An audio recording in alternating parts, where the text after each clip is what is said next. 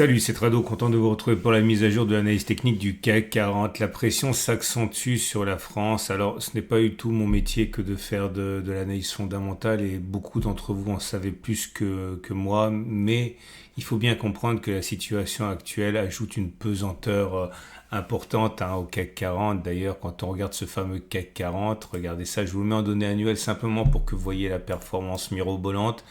Alors que les indices mondiaux ont fait extrêmement bien, le CAC 40, regardez ça, sur l'année, il a moins 5%.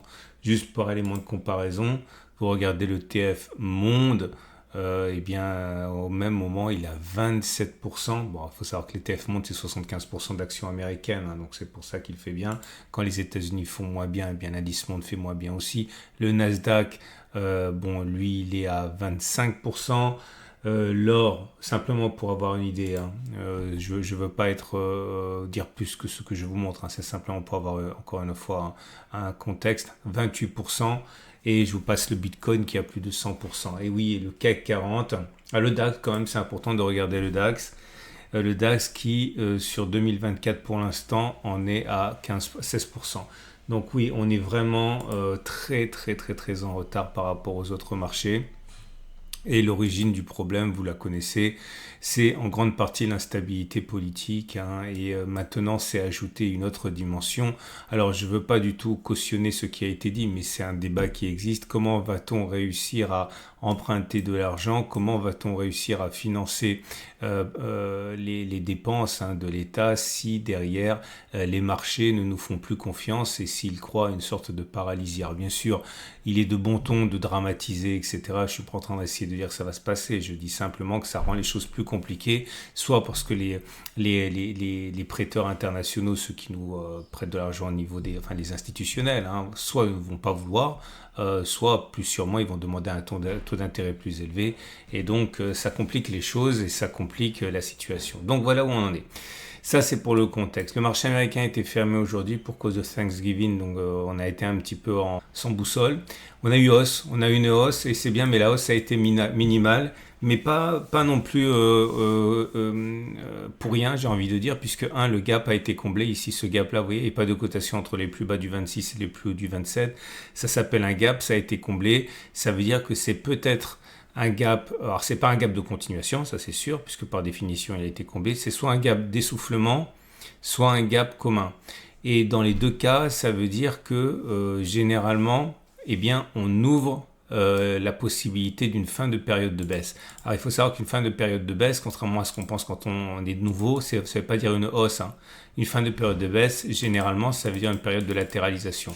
Ça veut dire aussi parfois qu'on va monter directement en flèche, hein, mais c'est pas la règle. En tout cas, ce qui est certain, c'est que la baisse pourrait arrêter maintenant suite au comblement de ce gap, qui est, je le répète, généralement annonciateur d'une latéralisation ou au moins d'une fin de baisse, hein.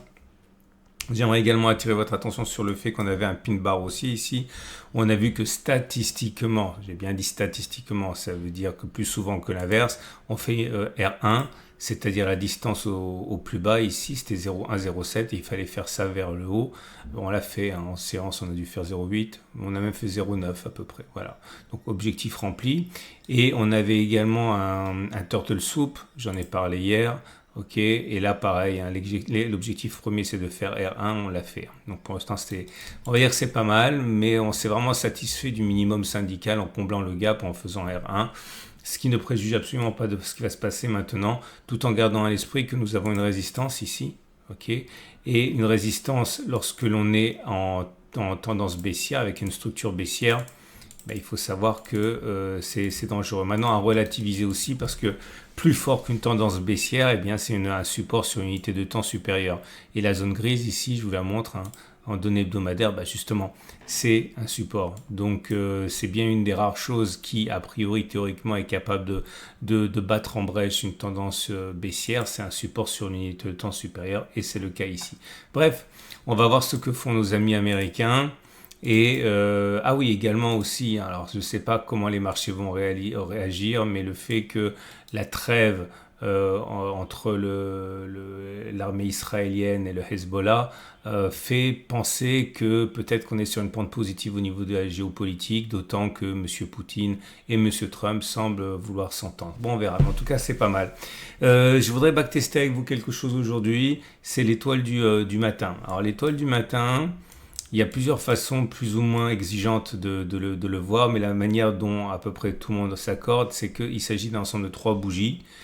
C'est une configuration à 3 bougies. Celle du milieu peut être rouge ou verte, mais la bougie 1 elle est rouge, la bougie 3 elle est verte. Et il ne faut pas que les corps se chevauchent. Alors là, vous voyez, ça c'est comment ça s'appelle? C'est une version qui est puissante parce qu'il y a carrément un gap entre la bougie 1 et la bougie 2. Vous voyez, il n'y a pas de cotation entre la bougie 1 et la bougie 2. Ok, ni corps ni mèche. Et il n'y a pas de cotation entre la bougie 2 et la bougie 3. Voilà. Donc double gap ici, c'est la version la plus puissante. Ok, par opposition avec ça. Alors ça, c'est pas, par exemple, une étoile du matin, ok, puisque vous voyez que le corps 1 et le corps 2 se chevauchent. Là, par contre, c'est une étoile du matin. Pourquoi? Parce que les corps 1 et le corps 2 ne se chevauchent pas. Les mèches se chevauchent, hein. Ça, c'est pas grave. C'est moins puissant que ça, mais ça passe. Le corps 2 et le corps 3 ne se chevauchent pas, donc ça, c'est le minimum syndical. Comme ici, corps 1, corps 2 ne se chevauchent pas. Corps 2, corps 3 ne se chevauchent pas. Les mèches, peu importe. Ou là encore. Ok, donc l'objectif, on va le tester, on va faire R1, R2, R3. Je vais partir d'un exemple qui a fonctionné, c'est toujours plus sympa. Voilà, ici, parfait. Donc elle est moche, hein, mais on n'a rien à lui reprocher.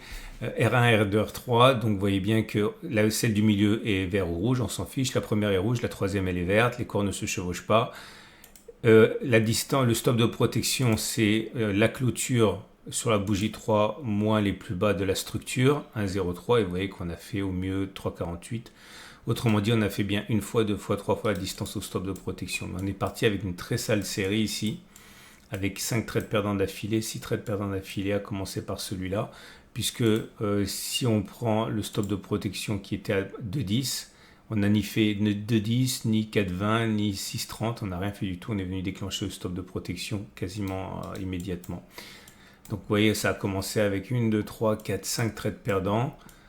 Là, alors attention, les puristes diront que ça, c'est pas valable parce que ça vient pas ponctuer une période de baisse. Alors oui, c'est vrai, il y a une petite période de baisse, mais pas une grande période de baisse. Mais là, pour backtester, ça va être trop compliqué de rajouter une condition. C'est quoi une vraie période de baisse? C'est 6 bougies, 7 bougies, 10 bougies, 5%. Bon bref, j'ai tout pris, mais à charge pour vous de peut-être peaufiner selon ce que vous aimez. Donc là, ça a fonctionné très bien. Là, c'est pas bon parce que la première bougie est censée être rouge et elle est verte. Donc, c'est pas une étoile du matin. Je continue, je fais défiler. Alors là, par exemple, vous avez 2 verts, un rouge. Pourquoi? Vous comprenez, croyez-moi, ça ne se chevauche pas les corps là. Parce que si vous mettez le stop de protection à moins 46, vous voyez qu'au mieux on a fait 3,30. Donc on a fait une fois la distance stop de protection, 2 fois la distance stop de protection, mais pas 3 fois la distance stop de protection qui a été touchée ici. Ok. Bon, on continue. Et je me suis un petit peu endormi sur le graphe puisque j'ai fait 45 occurrences au lieu de 30 comme d'habitude. Tellement j'étais content de recommencer mes backtests. Ça fait un moment que je n'avais pas backtesté, j'avais déjà tout fait cette année donc ça allait vite. Et voilà, on arrive ici, 2016, donc c'est pas rien, et 45 occurrences. Peut-on envisager, suite à la bougie du jour, que l'on fasse une fois à distance au stop de protection qui est à 23, mais à 23 vers le haut? La réponse est oui. Hein. Ça a fonctionné comme ça 26 fois, ça a échoué 19 fois, autrement dit, ça a fonctionné dans 58% des cas. Et ça a échoué dans 42% des cas.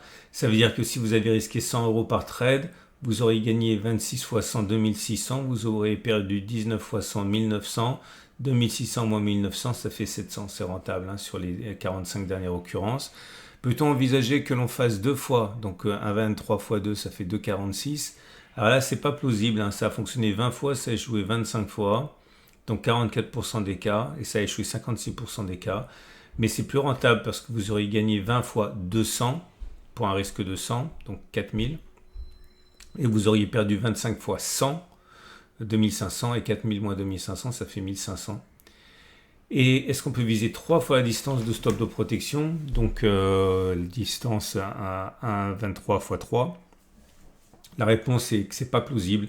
Ça a fonctionné 18 fois, ça a échoué 27 fois, autrement dit 40%. Mais c'est super rentable sur les 45 dernières occurrences parce qu'on aurait gagné 18 x 3, 4800, moins 27 x 100, 2700, 4800 moins 2700, ça fait 2100. Par contre, il faut savoir que un système qui fonctionne dans 40% des cas, c'est un système où vous pouvez facilement avoir 5, 6, 7 trades perdants d'affilée à un moment ou à un autre sur une série de 100 trades. Donc il faut être prêt à encaisser le choc. Mais en tout cas, voilà.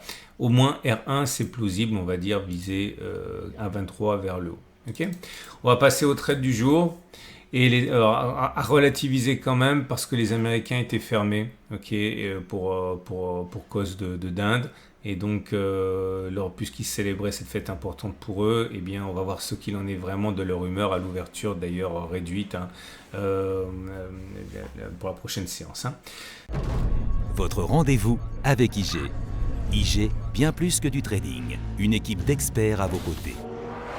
Donc, que peut-on faire? Si vous êtes haussier, c'est facile. Si vous êtes haussier, vous pouvez trader l'étoile du matin. Si vous êtes baissier, vous pouvez espérer que la résistance fasse son office, secondée par le gap qui est là. On peut envisager d'attendre que ça remonte, par exemple que ça comble le gap ici, ou même le haut. Pareil, c'est un retour sur les plus bas, stop de protection au-dessus du gap. Ça, c'est une résistance qui est importante ici. Donc, on tient compte du gap, on tient compte de la résistance. Vous pouvez avoir un ratio gain-risque de 1 pour 3. Ok. Il ne me reste plus qu'à vous souhaiter une excellente journée. Attention, lancement officiel du Black Friday. Et donc, pour 3 jours et jusqu'à la fin du week-end, vous avez la possibilité de vous abonner au club des tradosauriens. Donc vous avez 55% de réduction, c'est uniquement pour le Black Friday, donc mieux que 50% mathématiquement. Vous aurez accès donc à mes meilleurs webinaires privés, vous aurez accès également aux 200 fiches pratiques qui peuvent vous accompagner et qui correspondent à tout simplement à mes meilleures vidéos publiques qui sont calées sur le passage qui est important. Donc vous n'avez pas besoin d'aller chercher ce que je dis, vous avez les meilleurs backtests, les meilleurs pensées que je peux avoir sur le trading, etc. Calé sur le bon passage, plus la participation au moment de convivialité mensuelle pour discuter, pour vous sortir de la solitude du trader. Bref, n'hésitez pas, vous avez un lien en dessous de la vidéo pour découvrir, enfin même si vous cliquez en haut à droite là, pour voir les différents webinaires et les thématiques, voir de quoi on parle. C'est en particulier très important si vous voulez trader les petites unités de temps, parce que tout ce que je vous expose là dans les vidéos du CAC 40, eh bien c'est pas forcément valable, d'ailleurs c'est même rarement valable sur les petites unités de temps. Il faut vraiment avoir des techniques particulières que j'expose dans mes webinaires privés. Et puis vous avez également tout ce qui est long terme, investissement, il y a toutes les unités de temps, du scalping au long terme en passant par le swing trading, le trend following. Bref, mes meilleurs conseils méthodologiques basés sur plus de 20 ans d'expérience de trading, tout ça, c'est à votre portée. Pensez-y. Et petit détail, encore une fois, je sais que vous pouvez tout trouver tout seul, comme des grands, avec des ressources infinies sur Internet, c'est vrai. Et d'ailleurs, moi, je me suis en grande partie formé seul. Mais voilà, votre problème, c'est le temps. Et puis ensuite, faire la part des choses entre ce qui est pipeau et ce qui n'est pas pipeau. Et même si vous pouvez tout trouver tout seul, combien de techniques vous allez penser être correctes avant de vous rendre compte que ça ne fonctionne pas. Donc voilà, le temps, c'est aussi de l'argent. Pensez éventuellement à considérer ce club des tradosauriens et pensez non seulement à l'argent que vous allez pouvoir éventuellement économiser, mais surtout le temps que vous allez préserver. Excellente journée, à demain pour la mise à jour.